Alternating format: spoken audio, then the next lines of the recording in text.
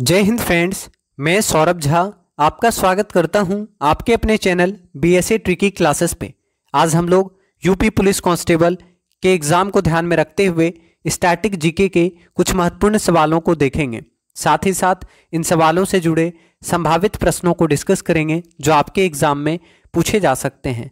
आप सभी से अनुरोध करेंगे कि आप क्लास को अधिक से अधिक शेयर करें ताकि अधिक संख्या में बच्चे क्लास में आकर क्लास का लाभ उठा सकें। साथ ही साथ आपसे आग्रह करेंगे कि आप क्लास में सारे सवालों के आंसर अवश्य कमेंट किया करें और प्लीज़ क्लास को सपोर्ट कीजिएगा, क्लास को लाइक और शेयर अवश्य कीजिएगा। तो चलिए शुरू करते हैं क्लास और देखते हैं हमारा पहला सवाल।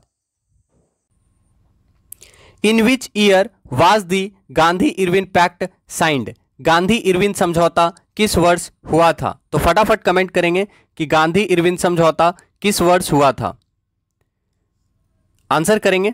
गांधी इरविन समझौता को दिल्ली समझौता भी कहा जाता है। तो कभी कभी एग्जाम में यह भी पूछा जाता है कि दिल्ली समझौता कब हुआ था। ठीक है, तो आपको याद रखना है कि गांधी इरविन समझौता दिल्ली में हुआ था, इसलिए इसका दूसरा नाम क्या है? गांधी इरविन समझौता का दूसरा नाम है दिल्ली समझौता। समझ में आया? तो आप याद रखिएगा, गांधी समझौता या गांधी इरविन समझौता या दिल्ली समझौता एक ही चीज है और ये कब हुआ था? 5 मार्च 1931। तो आप याद रखिएगा कि 5 मार्च 1931 को गांधी जी और लॉर्ड इरविन के बीच में एक समझौता हुआ था जिसे दिल्ली समझौता या गांधी इरविन पैक्ट कहा जाता है। याद रखेंगे। समझ में आया? तो 5 मार्च 1931 को दिल्ली में एक समझौता हुआ था जिसे गांधी इरविन समझौता कहा जाता है। यह समझौता गांधी जी और लॉर्ड इरविन के बीच में हुआ था और इस समझौता को सरोजनी नायडू ने दो महात्माओं का मिलन स्थल या दो महात्माओं का मिलन कहा था। आप याद रखिएगा। इस समझौता के अंतर्गत कुछ शर्त वायसराय इरविन ने माना था और कुछ शर्त कांग्रेस ने माना था, कांग्रेस की तरफ से गांधी जी ने माना था। ठीक है, तो अगर आपसे पूछता है गांधी इरविन समझौते के समय वायसराय कौन था, तो आप याद रखिएगा इरविन वायसराय थे गांधी इरविन समझौता के टाइम में। ठीक है, अब ये समझौता से क्या होता है? इस समझौता के अंतर्गत वायसराय इरविन द्वारा कुछ शर्त मानी जाती है, जैसे जिन राजनीतिक बंदियों पर हिंसा का आरोप था उन्हें छोड़कर शेष सभी को रिहा कर दिया गया था। इसके अलावा भारतीय व्यक्ति जो हैं वो समुद्र के किनारे अब नमक बना सकते हैं, ऐसा फरमान सुनाया इरविन ने। साथ ही साथ भारतीय लोग शराब और विदेशी वस्त्रों की दुकान पर कानून की सीमा के भीतर धरना भी अब दे सकते हैं, ऐसा इरविन ने मान लिया गांधी जी का प्रस्ताव।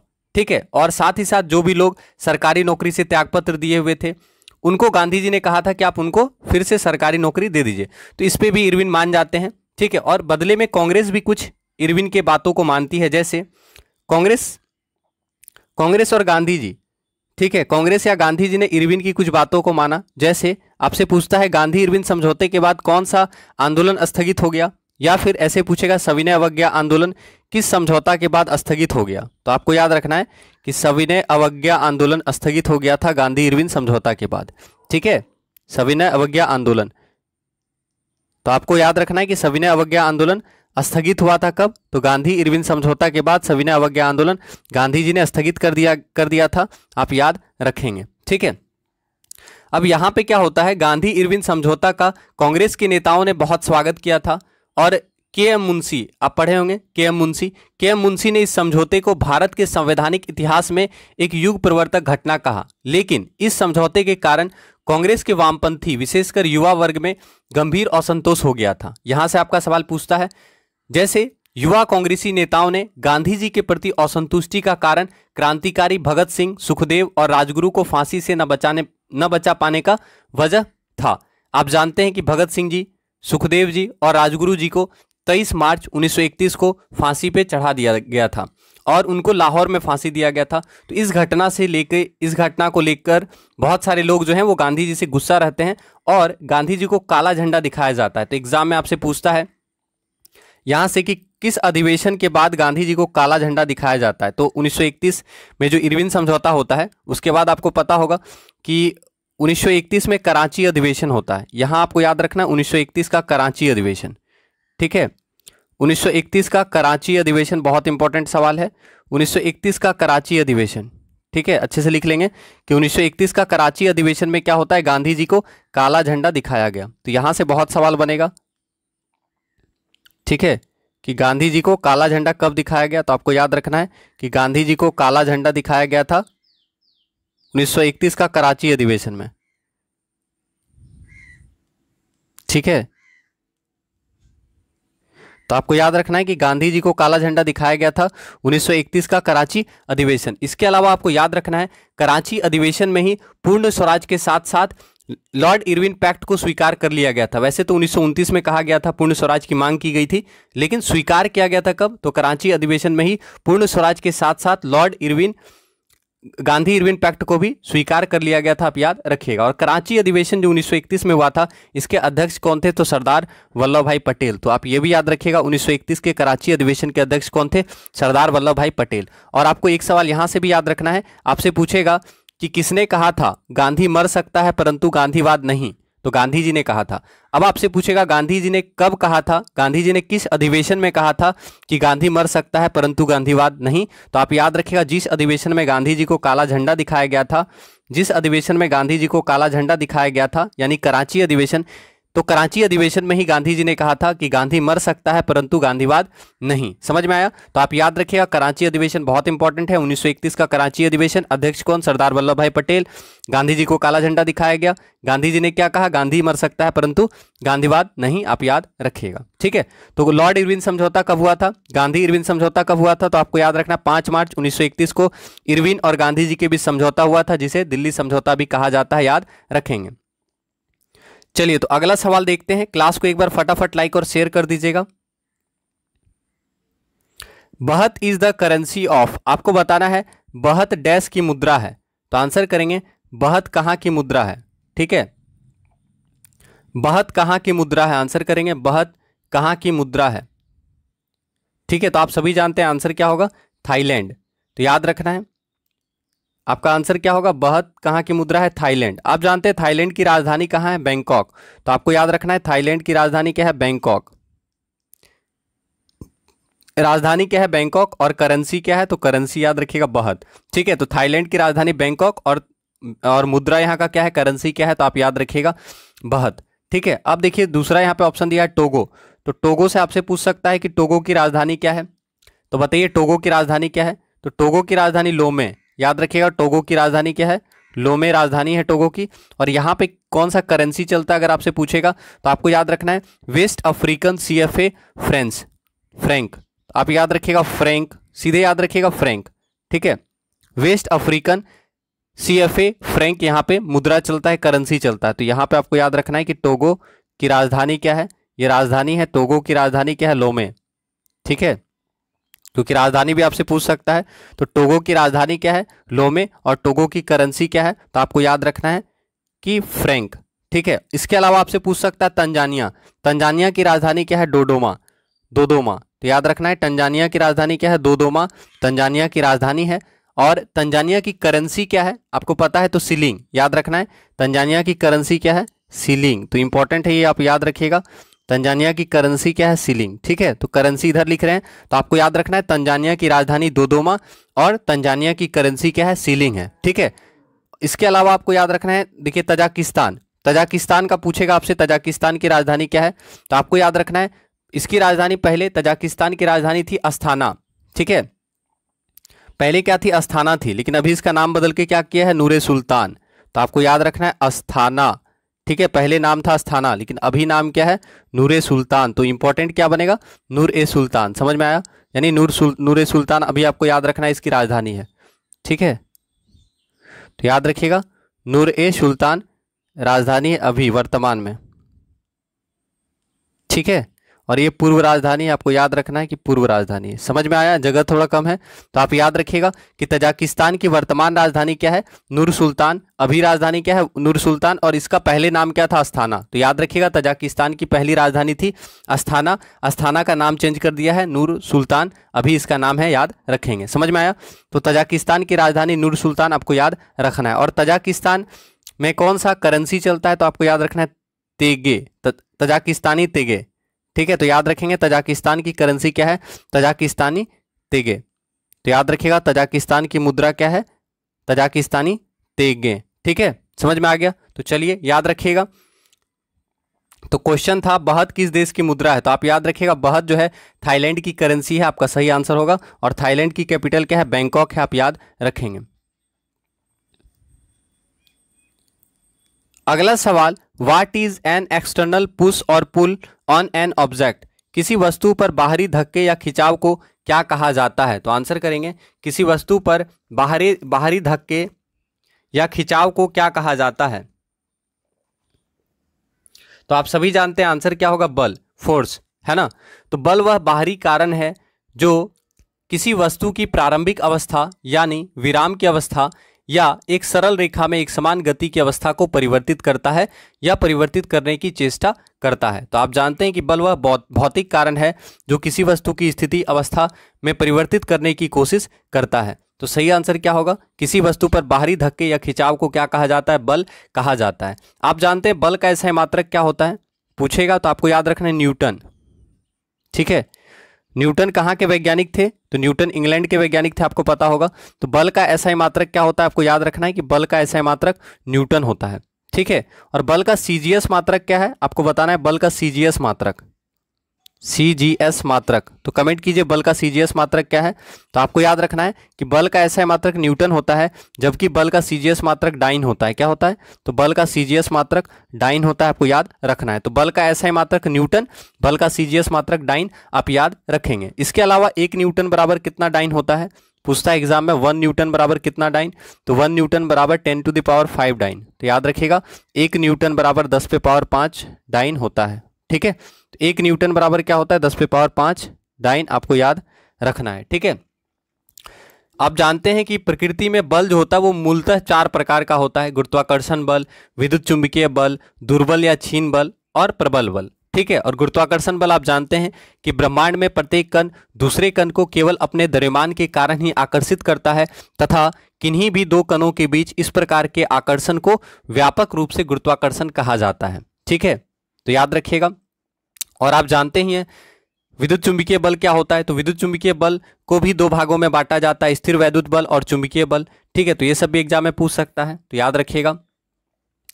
अगला ऑप्शन देखिए, घर्षण लिखा है। तो घर्षण क्या होता है, आप जानते हैं घर्षण क्या होता है, तो संपर्क में रखी, याद रखिएगा घर्षण क्या होता है। अगर आपसे घर्षण के बारे में पूछेगा तो आपको याद रखना है फ्रिक्शन, संपर्क में रखी 2 वस्तुओं के मध्य एक प्रकार का बल कार्य करता है जो गति करने में वस्तु का विरोध करता है, और यही बल क्या कहलाता है, घर्षण बल कहलाता है। और घर्षण बल का डायरेक्शन जो होता है वो हमेशा क्या होता है, अपोजिट होता है, आप याद रखिएगा। अब घर्षण बल का भी बहुत सारा प्रकार होता है, जैसे स्थैतिक घर्षण बल, सर्पी घर्षण बल, लॉटनिक घर्षण बल। ठीक है, तो इसका भी कुछ प्रकार होता है। अब घर्षण बल का कुछ फायदा भी होता है और घर्षण बल से कुछ लाभ भी होता है, आप जानते हैं। तो घर्षण बल का फायदा क्या होता है, तो घर्षण बल के कारण ही मनुष्य जो है वो सीधा खड़ा रह पाता है और चल पाता है। तो घर्षण बल के कारण हम लोग चल पाते हैं, मानव चल पाता है, ये आपको पता ही होगा, लिखने की जरूरत नहीं है।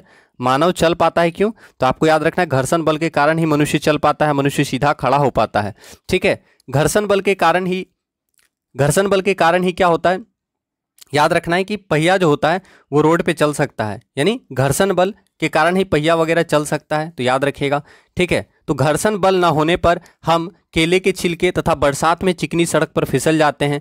यदि सड़कों पर घर्षण बल नहीं होगा तो पहिया जो होगा वो फिसलने लगेगा, पहिया घूम नहीं पाएगा। ठीक है, तो याद रखिएगा। अब घर्षण बल से कुछ हानि भी होता है। हानि क्या होता है घर्षण बल से, तो घर्षण बल के कारण ऊर्जा का बर्बादी होता है, यानी घर्षण बल के कारण ऊर्जा का क्या होता है, व्यय होता है, ऊर्जा का बर्बादी होता है। ठीक है, साथ ही साथ आप जानते हैं कि घर्षण बल के कारण मशीनों के पुर्जों के बीच में अत्यधिक घर्षण होता है, और अत्यधिक घर्षण होने के कारण काफ़ी ज़्यादा ऊष्मा निकलता है। और जब ऊष्मा काफ़ी निकलेगा तो उससे क्या होगा, जब ऊष्मा काफ़ी ज़्यादा निकलेगा तो उससे ऊर्जा का बहुत ज़्यादा नुकसान होगा। ठीक है, तो घर्षण बल का कुछ फायदा भी है और घर्षण बल का कुछ नुकसान भी, आप याद रखिएगा। अब देखिए दाब क्या है, दाब यानी प्रेशर। ठीक है, दाब होता क्या है, आपको पता है दाब क्या होता है, तो आप जानते हैं किसी सतह कि प्रत्येक इकाई क्षेत्रफल पर कार्य करने वाले बल को दाब कहा जाता है। यानी दाब क्या होता है, दाब का फॉर्मूला क्या होता है, आप जानते हैं प्रेशर बराबर क्या होता है, फोर्स बाय एरिया होता है, आप जानते होंगे।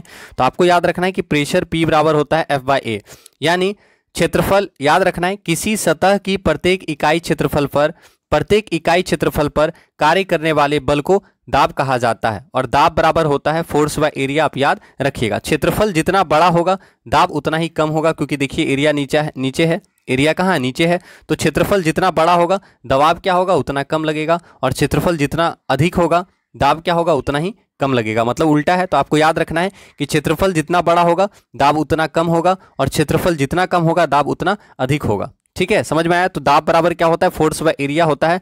दाब बराबर आप लिख लीजिएगा, दाब बराबर क्या होता है, फोर्स बाय एरिया। और दाब का एसआई मात्रक क्या होता है, अगर पूछेगा आपसे कि दाब का एसआई मात्रक क्या होता है, तो आप याद रखिएगा न्यूटन।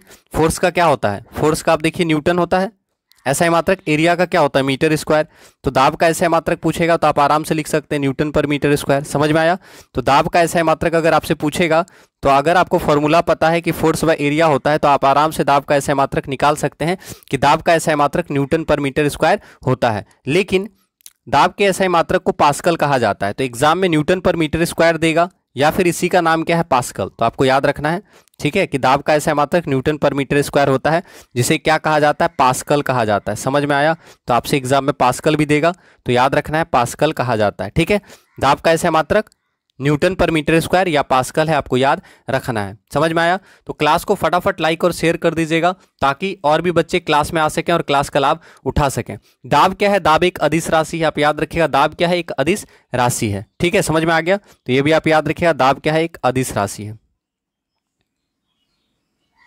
ठीक है, अगला ऑप्शन देखिए, जड़त्व। जड़त्व और इनर्शिया होता क्या है, तो आप जानते हैं कि न्यूटन का पहला नियम आप पढ़े ही होंगे, गति का पहला नियम आप पढ़े होंगे, तो वहीं से आपको समझ में आ गया होगा कि जड़त्व होता क्या है।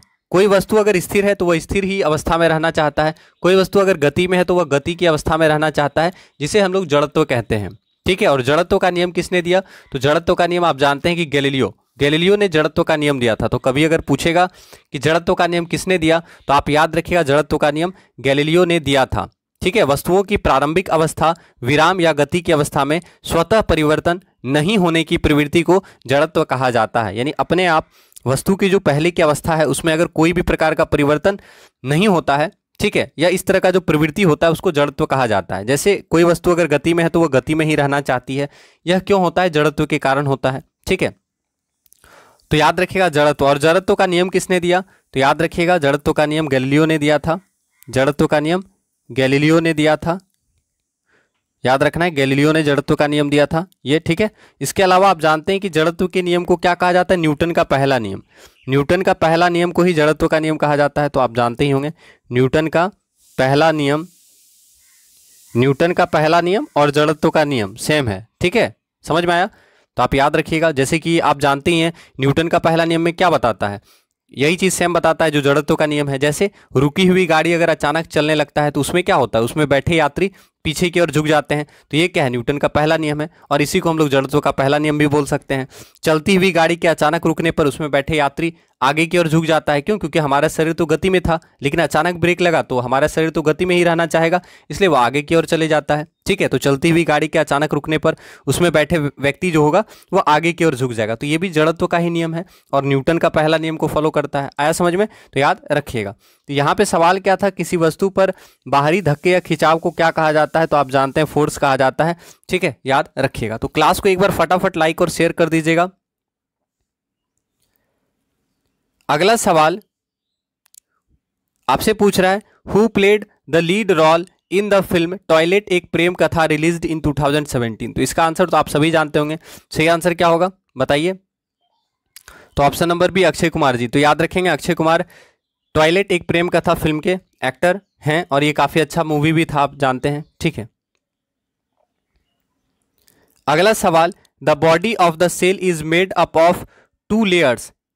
ठीक है, मतलब कौन सा, किस प्रकार के प्राणी का शरीर जो है वो 2 परतों से बना हुआ होता है, ये आपसे पूछ रहा है। तो आंसर कीजिएगा, किस प्रकार के प्राणी का शरीर का जो कोशिका होता है वो 2 परतों से बना हुआ होता है। Option number A, nematode. Option number B, platyhelminthes. Option number C, coelenterata. Option number D, annelida. तो आंसर कीजिएगा। ठीक है, शरीर पीडीएफ थोड़ा इस बार थोड़ा ऊपर नीचे हो गया है। आंसर करेंगे, the body of the cell is made up of 2 layers. ठीक है, किस प्रकार के जीव का जो शरीर है वो 2 परतों से बना हुआ है। तो सही आंसर क्या होगा, ऑप्शन नंबर सी आपको याद रखना है, सिलेंटेंट्रा। ठीक है, स्क्रीनशॉट ले लीजिए इसलिए थोड़ा सा। ठीक है, तो इसका आंसर क्या होगा, तो याद रखना है सिलेंटेंट्रा, ऑप्शन नंबर सी। ठीक है, the body of the cell is made up of 2 layers. किस प्रकार के जो जीव हैं उसका शरीर जो होता है वो 2 कोशिका जो होता है 2 परतों से बना होता है। तो आपको याद रखना ऑप्शन नंबर सी, सिलेंट्रेटा। ठीक है, चलिए क्लास को एक बार फटाफट लाइक और शेयर कर दीजिएगा। अगला सवाल, PN Prakash is related to which of the following sports. PN Prakash किस खेल से जुड़े हुए हैं? तो आंसर कीजिएगा, पीएन प्रकाश किस खेल से जुड़े हुए हैं। तो काफी अच्छा सवाल है। यहां पे बहुत बच्चे गलती करते हैं, क्योंकि देखिए प्रकाश लिखा है तो आपको लगेगा प्रकाश पादुकोण। प्रकाश पादुकोण बैडमिंटन के प्लेयर हैं, वो अलग हैं। प्रकाश पादुकोण बैडमिंटन के प्लेयर हैं, दीपिका पादुकोण के पिताजी, ठीक है, तो वो अलग हैं। लेकिन यहाँ पे आपसे पूछा है पीएन प्रकाश, ठीक है, तो पीएन प्रकाश किस खेल से जुड़े हैं? तो आपको याद रखना है शूटर, शूटिंग से हैं जुड़े हुए पीएन प्रकाश। तो अगर आपसे पूछता है कि पीएन प्रकाश किस खेल से जुड़े हैं, तो आपको याद रखना है पीएन प्रकाश निशानेबाज हैं, शूटर हैं, आप याद रखिएगा। इसके अलावा बहुत सारे भारत में शूटर हैं जिनका नाम आपसे पूछा जा सकता है, ठीक है, तो कमेंट कीजिए शूटर कौन कौन से हैं जो बहुत ज़्यादा फेमस हैं, ठीक है। तो पीएन प्रकाश शूटिंग से जुड़े हुए हैं, आपको याद रखना है, ठीक है। अभिनव बिंद्रा, अभिनव बिंद्रा आप जानते हैं, अभिनव बिंद्रा, तो आपको याद रखना अभिनव बिंद्रा। और अभिनव बिंद्रा को आपको पता है कब गोल्ड मिला था ओलंपिक में? याद है आपको? 2008 बीजिंग ओलंपिक में इनको गोल्ड मिला था अभिनव बिंद्रा को। और ये कहाँ के हैं? उत्तराखंड के हैं। तो आपको याद रखना अभिनव बिंद्रा, ठीक है। तो अभिनव बिंद्रा उत्तराखंड के हैं, जिनको 2008 ओलंपिक में क्या मिला था? 2008 बीजिंग ओलंपिक में, ठीक है, 2008 बीजिंग ओलंपिक, 2008 बीजिंग ओलंपिक में गोल्ड। तो आपसे पूछ सकता है कि अभिनव बिंद्रा को कब गोल्ड मिला था? 2008 बीजिंग ओलंपिक में गोल्ड मिला था, आपको याद रखना है, ठीक है। शूटिंग के लिए गोल्ड मिला था और ये शूटर हैं, याद रखना है। और उत्तराखंड के हैं अभिनव बिंद्रा, आप याद रखिएगा। समझ में आया? बहुत पूछा जाता है। इसके अलावा निशानेबाजी से कौन कौन से खिलाड़ी जुड़े हैं? तो एक तो आपको याद रखना है विजय कुमार, ठीक है, विजय कुमार भी हैं निशानेबाज। इसके अलावा आपको याद रखना अंजलि भागवत, अंजलि भागवत अभी आपसे पूछ सकता है, अंजलि भागवत पूछा भी जाता है, तो अभी का आपको याद रखना है अंजलि भागवत, ठीक है, अंजलि भागवत, अंजलि भागवत शूटर हैं, आपको याद रखना है। इसके अलावा गगन नारंग, इनको सब जानता है, आप जानते हैं गगन नारंग, तो इनको भी आप याद रखिएगा, गगन नारंग शूटर हैं, गगन नारंग के हैं, शूटर हैं। अंजलि भागवत शूटर हैं। जसपाल राणा, ठीक है, इनको भी आप याद रखिएगा, जसपाल राणा, जो पूछता है वो हम लिख दे रहे हैं, जसपाल राणा। तो आपको याद रखना है कि जसपाल राणा, ठीक है, लिखने में पता नहीं आज दिक्कत हो रहा है बहुत ज़्यादा। जसपाल राणा, जसपाल राणा आपको याद रखना है कि जसपाल राणा भी शूटर हैं, ठीक है। इसके अलावा मानवजीत सिंह संधू शूटर हैं। राज्यवर्धन सिंह राठौर को आप जानते ही होंगे, वो भी शूटर हैं। तो याद रखना है कि शूटिंग से जुड़े हुए कौन कौन से खिलाड़ी हैं? अभिनव बिंद्रा, अंजलि भागवत, गगन नारंग, जसपाल राणा, मानवजीत सिंह संधू, इसके अलावा राज्यवर्धन सिंह राठौर, ठीक है, और पीएन प्रकाश। तो पीएन प्रकाश किस खेल से जुड़े हैं? तो आपको याद रखना है पीएन प्रकाश शूटिंग खेल से जुड़े हुए हैं, ठीक है। आया समझ में? तो आप याद रखिएगा। अब देखिए आपसे क्या पूछ सकता है, टेबल टेनिस के कुछ प्रमुख प्लेयर, भारत के कुछ प्लेयर आपको बताते हैं टेबल टेनिस का, जो पूछ सकता है, ठीक है। तो टेबल टेनिस का आपको याद रखना है, एक है चेतन बारूर, ठीक है, तो उनको याद रख सकते हैं। दूसरा आपको याद रखना है मोमा दास, मोमा दास जो है टेबल टेनिस के खिलाड़ी हैं, मोमा दास, ठीक है, मोमा दास। मनिका बत्रा आप सबको याद होगा, तो मनिका बत्रा भी टेबल टेनिस की प्लेयर है, आप याद रखिएगा। Mouma Das table tennis, Manika Batra table tennis, Manika Batra ज़्यादा इंपॉर्टेंट है, मनिका बत्रा, ठीक है, मनिका बत्रा टेबल टेनिस। और टेबल टेनिस चीन का राष्ट्रीय खेल आपको पता होगा, चीन का क्या है? राष्ट्रीय खेल, आप लिख लीजिएगा, टेबल टेनिस चीन का राष्ट्रीय खेल है। और मनिका बत्रा और मोमा दास टेबल टेनिस के कुछ महत्वपूर्ण प्लेयर हैं, याद रखिएगा। अब देखिए बैडमिंटन, तो बैडमिंटन का आप जानते हैं बैडमिंटन से बहुत सारे प्लेयर हैं, जैसे प्रकाश पादुकोण, अभी जो हम लोग बोल रहे थे, प्रकाश पादुकोण बैडमिंटन के प्लेयर हैं। साइना नेहवाल बैडमिंटन के प्लेयर हैं। इसके अलावा अपर्णा पोपट, ठीक है, अपर्णा पोपट आपसे पूछा जा सकता है, तो आप याद रखिएगा अपर्णा पोपट, ठीक है, अपर्णा पोपट बैडमिंटन की प्लेयर हैं, याद रखना है अपर्णा पोपट बैडमिंटन की प्लेयर हैं। इसके अलावा चेतन आनंद, चेतन आनंद आप याद रखिएगा, पूछ सकता है चेतन आनंद, चेतन आनंद, तो याद रखना है चेतन आनंद भी क्या है? बैडमिंटन के प्लेयर हैं। इसके अलावा पुलेला गोपीचंद, पुलेला गोपीचंद आप जानते हैं, टीचिंग करते हैं अभी, बैडमिंटन सिखाते हैं अभी, तो पुलेला गोपीचंद ये भी बैडमिंटन के महान प्लेयर रह चुके हैं। पारुपल्ली कश्यप, ठीक है, ये इंपॉर्टेंट नाम है पारुपल्ली कश्यप, लिख लीजिएगा, पारुपल्ली कश्यप पूछ सकता है, और अपर्णा पोपट पूछ सकता है, पारुपल्ली कश्यप, ठीक है। तो पारुपल्ली कश्यप आप लिख लीजिएगा, ठीक है, पारुपल्ली कश्यप, अपर्णा पोपट और चेतन आनंद किस खेल से जुड़े हुए हैं? तो बैडमिंटन से जुड़े हुए हैं। जो इंपॉर्टेंट लग रहा है वही आपको बता रहे हैं, तो याद रखिएगा प्रकाश पादुकोण, साइना नेहवाल, ठीक है, चेतन आनंद, पुलेला गोपीचंद, पारुपल्ली कश्यप, ठीक है। इसके अलावा पीवी सिंधु, पीवी सिंधु को आप जानते ही हैं। इसके अलावा आपको याद रखना है किदाम्बी श्रीकांत, बैडमिंटन के बहुत अच्छे प्लेयर हैं किदाम्बी श्रीकांत, एग्जाम में पूछा जाता है। ठीक है, किदाम्बी श्रीकांत, किदाम्बी श्रीकांत बैडमिंटन के प्लेयर हैं, आपको याद रखना है। ठीक है, तो किदाम्बी श्रीकांत आपको याद रखना है, बैडमिंटन के प्लेयर हैं। ठीक है, तो क्लास को एक बार फटाफट लाइक और शेयर कर दीजिएगा ताकि और भी बच्चे क्लास में आ सकें और क्लास का लाभ उठा सकें। तो प्लीज क्लास को सपोर्ट कीजिएगा आप लोग। अगला सवाल देखते हैं। अगला सवाल, what is the name of the founder of that one micro enterprise named after him and Ekta Sakhi producer company. उस एक माइक्रो एंटरप्राइज के संस्थापक का नाम क्या है जिसका नाम उनके और एकता सखी निर्माता कंपनी के नाम पर रखा गया है? तो आंसर कीजिए। ठीक है, आपसे पूछा क्या गया, फिर से देखें। उस एक माइक्रो एंटरप्राइज के संस्थापक का नाम क्या है जिसका नाम उनके और एकता सखी निर्माता कंपनी के नाम पर रखा गया है? तो सही आंसर क्या होगा? कमल कंभार। ठीक है, ऑप्शन नंबर डी आपका सही आंसर होगा, कमल कंभार। आप याद रखिएगा, ये सवाल पूछा जा चुका है तो कोई जरूरी नहीं है कि आप पूछेगा, ये प्रीवियस ईयर का ही सेट है। ठीक है, समझ में आया? जो सवाल ज़्यादा इंपॉर्टेंट लगता है उसको हम डिस्कस कर देते हैं।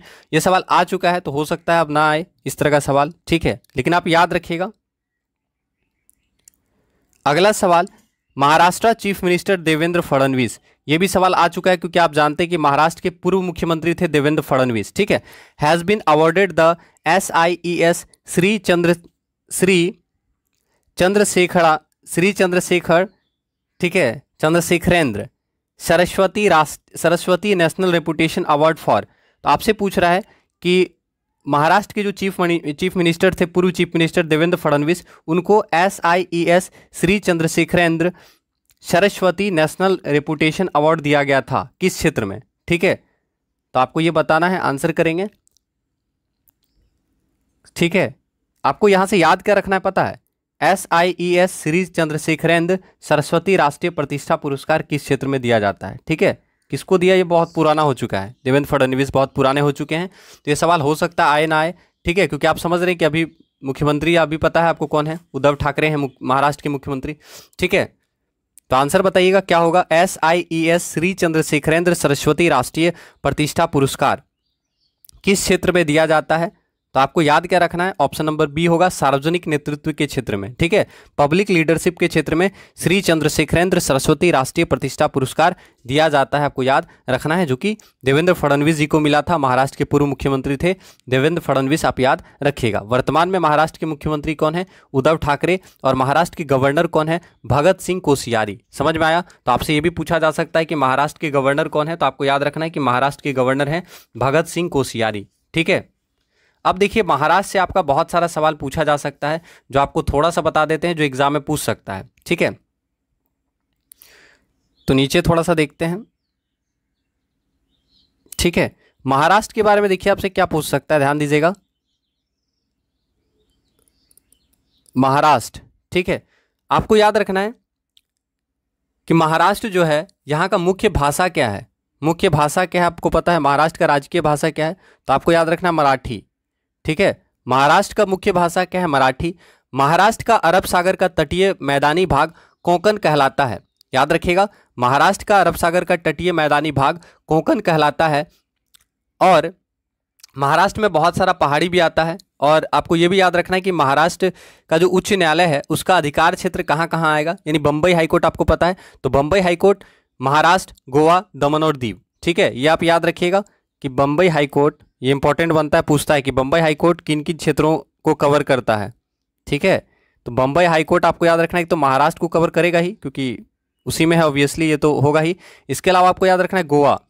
ठीक है, गोवा भी बम्बई हाईकोर्ट के अंतर्गत गोवा का भी कार्य चलता है। इसके अलावा आपको याद रखना है उसके बगल में जो होगा दमन और दीव। ठीक है, तो दमन और दीव लिख लीजिएगा, दमन और दीव। तो बम्बई हाईकोर्ट के अंतर्गत कौन कौन सा क्षेत्र आता है? गोवा, दमन और दीव और महाराष्ट्र। समझ में आया? याद रखिएगा। इसके अलावा आप जानते हैं कि भारत का सबसे बड़ा बंदरगाह बम्बई में ही है। भारत का सबसे बड़ा बंदरगाह कहाँ पे है? बम्बई, मतलब महाराष्ट्र में है। तो नाम क्या है? बम्बई बंदरगाह या नहवा सेवा बंदरगाह। ठीक है, तो याद रखिएगा। ठीक है, समझ में आया? तो आपको याद रखना है कि महाराष्ट्र के अंदर बम्बई हाईकोर्ट है और बम्बई हाईकोर्ट के अंतर्गत गोवा, दमन और दीव और महाराष्ट्र आता है। महाराष्ट्र की राजकीय भाषा मराठी है। ठीक है, इसके अलावा आपसे यहाँ से पूछ सकता है बंदरगाह, तो आप याद रखिएगा भारत का सबसे बड़ा बंदरगाह कहाँ पे है, बंबई बंदरगाह है, याद रखना है कहाँ पे है, महाराष्ट्र में है। और सबसे पुराना बंदरगाह पूछेगा तो आप याद रखिएगा चेन्नई बंदरगाह जो है भारत का सबसे पुराना बंदरगाह है, ठीक है। इसके अलावा आप जानते हैं अजंता का गुफा महाराष्ट्र, औरंगाबाद महाराष्ट्र, एलिफेंटा का गुफा महाराष्ट्र, महाबलेश्वर महाराष्ट्र में है, ठीक है। तो आप जानते हैं कार्ले का गुफा जो है ये भी महाराष्ट्र में है, तो याद रखिएगा, ठीक है। चलिए तो अगला सवाल देखते हैं अब हम लोग। अगला सवाल, who created history by becoming the first Indian women to scale Mount Everest for the fourth time. 4 बार माउंट एवरेस्ट पर चढ़ने वाली पहली भारतीय महिला का नाम आपको बताना है कि 4 बार माउंट एवरेस्ट पर चढ़कर इतिहास बनाने वाली भारतीय पर्वतारोही का नाम आपको बताना है, ठीक है। समझ में आया? तो 4 बार माउंट एवरेस्ट पर चढ़कर इतिहास रचने वाली भारतीय पर्वतारोही का नाम आपको बताना है। तो सही आंसर क्या होगा? Option number C, Premlata Agarwal, ठीक है। तो याद रखिएगा प्रेमलता अग्रवाल 4 बार माउंट एवरेस्ट पर चढ़ी है। तो 4 बार माउंट एवरेस्ट पर चढ़कर इतिहास रचने वाली भारतीय महिला कौन है? तो प्रेमलता अग्रवाल, आप याद रखिएगा। समझ में आया? तो क्वेश्चन काफ़ी अच्छा है, पूछता है ये सवाल, तो आप याद रखिएगा कि पहली भारतीय महिला जिन्होंने माउंट एवरेस्ट पर 4 बार चढ़ाई की उनका नाम क्या है? तो प्रेमलता अग्रवाल, आप याद रखिएगा, ठीक है। अगला सवाल, who is the current chief minister of Arunachal Pradesh. Arunachal Pradesh के वर्तमान मुख्यमंत्री कौन है? तो आंसर कीजिए, अरुणाचल प्रदेश के वर्तमान मुख्यमंत्री कौन है, ठीक है। समझ में आया? तो अरुणाचल प्रदेश का सीएम पूछा गया है आपसे, तो आप आंसर कीजिएगा अरुणाचल प्रदेश का सीएम,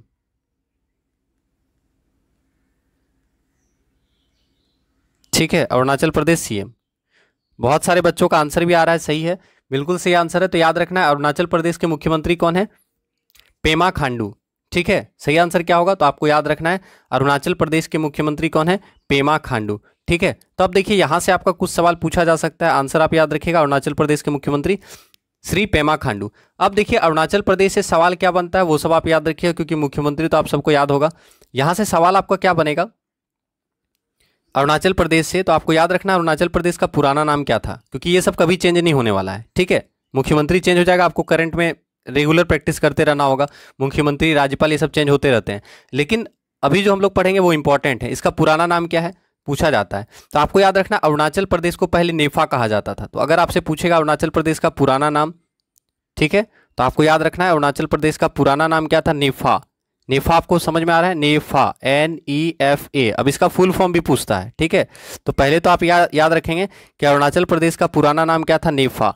नेफा जो है अरुणाचल प्रदेश का पुराना नाम था, आया समझ में? अब नेफा का फुल फॉर्म आपको बताएंगे, ठीक है, ठीक है, समझ में आया? अरुणाचल प्रदेश का पुराना नाम नेफा था, आप याद रखिएगा। और नेफा का फुल फॉर्म होता है नॉर्थ ईस्ट फ्रंटियर एजेंसी, ठीक है। कोशिश करते लिखने का, तो नेफा का आपसे पूछ सकता है फुल फॉर्म, तो आपको याद रखना नॉर्थ, ठीक है, नॉर्थ ईस्ट, याद रखिएगा north east frontier agency,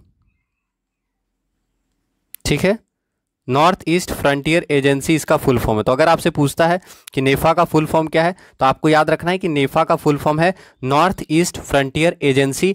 Arunachal Pradesh का पुराना नाम है नेफा, आप याद रखिएगा। अरुणाचल प्रदेश की राजधानी ईटानगर है, आप जानते हैं, ठीक है, समझ में आया। और अरुणाचल प्रदेश का मुख्य भाषा क्या है आपको पता है? अंग्रेजी, ठीक है, अंग्रेजी है, मोनपा है, मिजी है, आका है, मतलब बहुत सारा भाषा है, लेकिन अंग्रेजी वहाँ का मुख्य भाषा है, आप याद रखिएगा। तो अरुणाचल प्रदेश का पुराना नाम नेफा, नेफा का full form north east frontier agency, याद रखिएगा, ठीक है। अब यहाँ से सवाल क्या बन सकता है? ये सवाल बहुत ही अच्छा था, इंपॉर्टेंट था। आपको याद रखना है कि 20 जनवरी 1972 में इसे अरुणाचल प्रदेश के नाम से केंद्र शासित प्रदेश बनाया गया था। यानी अरुणाचल प्रदेश पहले केंद्र शासित प्रदेश था, यूटी था। तो यूटी कब बना था अरुणाचल प्रदेश? ठीक है, ये उतना इंपॉर्टेंट नहीं है, इससे ज़्यादा इंपॉर्टेंट है कि ये राज्य कब बना, ठीक है। तो दोनों लिखिएगा, अरुणाचल प्रदेश यूटी कब बना? 20 जनवरी 1972। याद रखेंगे अरुणाचल प्रदेश को यूटी बनाया गया था, केंद्र शासित प्रदेश बनाया गया था 20 जनवरी 1972 को, ठीक है। यूटी बना, यहाँ लिख देते हैं अरुणाचल प्रदेश बना, क्या बना? यूटी। यूटी कब बना? 20 जनवरी 1972। अब राज्य कब बना अरुणाचल प्रदेश? यानी अरुणाचल प्रदेश को राज्य का दर्जा कब दिया गया? तो 20 फरवरी, देखिए 20 जनवरी था वो और ये 20 फरवरी, ठीक है। 20 फरवरी 1987। ये अच्छा सवाल है, ये पूछेगा आपसे कि अरुणाचल प्रदेश को राज्य का दर्जा कब दिया गया, तो आप याद रखिएगा कि अरुणाचल प्रदेश को 20 फरवरी 1987 को राज्य का दर्जा दिया गया। समझ में आया? तो आप याद रखिएगा 20 जनवरी 1972 को अरुणाचल प्रदेश को केंद्र शासित प्रदेश बनाया गया, लेकिन बाद में 20 फरवरी 1987 को अरुणाचल प्रदेश को पूर्ण राज्य का दर्जा दिया गया। ठीक है, अब अरुणाचल प्रदेश जो है आपको पता होगा कि ये दूसरे देशों के साथ बॉर्डर शेयर करता है, यानी बाउंड्री शेयर करता है, जो एग्जाम में पूछता है। ठीक है, तो अरुणाचल प्रदेश चाइना के साथ बॉर्डर शेयर करता है, आप जानते हैं। तो याद रखना है, अरुणाचल प्रदेश चीन के साथ बॉर्डर शेयर करता है, अरुणाचल प्रदेश भूटान के साथ बॉर्डर शेयर करता है। ठीक है, अरुणाचल प्रदेश म्यांमार के साथ बॉर्डर शेयर करता है, म्यांमार जिसको पहले वर्मा कहा जाता था, तो म्यांमार के साथ बॉर्डर शेयर करता है। ठीक है, समझ में आया? तो आप याद रखिएगा कि अरुणाचल प्रदेश चीन, भूटान और म्यांमार के साथ बॉर्डर शेयर करता है। ठीक है, तो काफ़ी इंपॉर्टेंट सवाल है, अरुणाचल प्रदेश किनके साथ बॉर्डर शेयर करता है, तो आपको याद रखना है अरुणाचल प्रदेश का सीमा भूटान, चीन और म्यांमार के साथ लगता है, आप याद रखिएगा। इसके अलावा आपसे पूछ सकता है कि अरुणाचल प्रदेश के अंतर्गत हाईकोर्ट इसका पूछेगा कहाँ है, तो आप जानते हैं गुवाहाटी हाईकोर्ट। तो ये बहुत इंपॉर्टेंट है, आप याद रखिएगा गुवाहाटी हाईकोर्ट। ठीक है, गुवाहाटी हाईकोर्ट के अंतर्गत आता है। बहुत अच्छा सवाल है, एग्जाम में बच्चे यहीं फंसेंगे क्योंकि गुवाहाटी तो आसाम में है। ठीक है, तो आपसे पूछेगा अरुणाचल प्रदेश का हाईकोर्ट कहाँ पे है और बच्चे गलती करेंगे, तो आपको याद रखना है गुवाहाटी हाईकोर्ट आसाम में है। ठीक है, गुवाहाटी हाईकोर्ट कहाँ पे है, आसाम में है, आप जानते हैं। और गुवाहाटी हाईकोर्ट के अंतर्गत आसाम भी आता है, अरुणाचल प्रदेश भी आता है, आपको याद रखना है। ठीक है, और अरुणाचल प्रदेश में कुछ वन्य जीव अभ्यारण्य वगैरह भी हैं जो पूछ सकता है आपसे। ठीक है, तो आपको याद रखना है कामलांग वन्य जीव अभ्यारण्य कहाँ पे है, अरुणाचल प्रदेश में। ठीक है, ध्यान दीजिएगा, जितना सवाल बता रहे हैं इंपॉर्टेंट है। कामलांग वन्य जीव अभ्यारण्य, तो आप याद रखिएगा कामलांग वन्य जीव अभ्यारण्य कहाँ पे है, तो कामलांग वन्य जीव अभ्यारण्य अरुणाचल प्रदेश में आपको याद रखना है। ठीक है, अभ्यारण्य। ठीक है, तो कामलांग वन्य जीव अभ्यारण्य अरुणाचल प्रदेश में है। ईटानगर वन्य जीव अभ्यारण्य, तो ये तो आपको आराम से बता दीजिएगा। इसके अलावा पाखुई वन्य जीव अभ्यारण्य कहाँ पे है, तो आप याद रखिएगा यहीं पे है। तो इतना बड़ा लिख नहीं पाएंगे, ऐसे करते हैं, ऐसे लिख देते हैं, पाखुई वन्य जीव अभ्यारण्य बोलेगा तो कहाँ पे है, अरुणाचल प्रदेश। इसके अलावा कामलांग वन्य जीव अभ्यारण्य बोलेगा तो आप याद रखिएगा अरुणाचल प्रदेश। ठीक है, नामदफा बहुत पूछा जाता है। इन तीनों में सबसे इंपॉर्टेंट क्या है, नामदफा, तो आपको याद रखना है नामदफा नेशनल पार्क। आपसे पूछेगा नामदफा नेशनल पार्क कहाँ पे है, तो आप याद रखिएगा नामदफा नेशनल पार्क अरुणाचल प्रदेश में है। ठीक है, और भी बहुत सारा है, दिहांग दिबांग बायोस्फीयर रिजर्व यहीं पे है। ठीक है, इसके अलावा moulding national park Arunachal Pradesh में ही है, लेकिन जो पूछा जाता है नामदफा नेशनल पार्क अरुणाचल प्रदेश पूछेगा, कामलांग वन्य जीव अभ्यारण्य अरुणाचल प्रदेश पूछ सकता है, याद रखिएगा। ठीक है, तो चलिए अगला सवाल देखते हैं। अरुणाचल प्रदेश के वर्तमान मुख्यमंत्री कौन है, तो श्री पेमा खांडू, आप याद रखिएगा। ठीक है, तो क्लास को प्लीज सपोर्ट कीजिए, बहुत कम लाइक है तो प्लीज क्लास को लाइक किया करें और क्लास को सपोर्ट कीजिए आप लोग। अगला सवाल, the formula for finding the kinetic energy of an object is, किसी वस्तु की गतिज ऊर्जा ज्ञात करने का सूत्र क्या है। तो आप सभी जानते हैं कि गतिज ऊर्जा ज्ञात करने का सूत्र क्या है, तो आंसर बताइए। गतिज ऊर्जा यानी काइनेटिक एनर्जी, तो काइनेटिक एनर्जी का फॉर्मूला क्या होता है, तो आप सभी जानते हैं के ई बराबर होता है 1/2 mv²। और पोटेंशियल एनर्जी का फॉर्मूला क्या होता है, पीई बराबर mgh। तो आप आराम से आंसर कर सकते हैं, काइनेटिक एनर्जी बराबर होता है 1/2 mv²। क्या होता है, तो आप याद रखिएगा 1/2 mv² काइनेटिक एनर्जी का फॉर्मूला होता है। ठीक है, समझ में आया। अब ये तो आप याद रखिएगा काइनेटिक एनर्जी का फॉर्मूला क्या होता है। यहां ऑप्शन देखिए गलत दिया हुआ है ना। ठीक है, ऑप्शन देखिए यहाँ पे अजीबोगरीब दे दिया गया है, 1/2, यहाँ पे माइनस है तो माइनस वाला तो ऐसे गलत, ये तो पोटेंशियल एनर्जी का है, ये भी गलत है। ठीक है, यहाँ पे इसमें हो सकता है मिसप्रिंट क्या होगा, आप याद रखिएगा। ठीक है, कि वस्तु की गतिज ऊर्जा के लिए फॉर्मूला क्या होता है, तो हम लोग क्या जानते हैं, के ई बराबर 1/2 mv², 1/2 mv²। ठीक है, तो ऑप्शन नंबर सी सही होगा, यहाँ पे थोड़ा सा मिसप्रिंट होगा, 1/2 mv² होगा।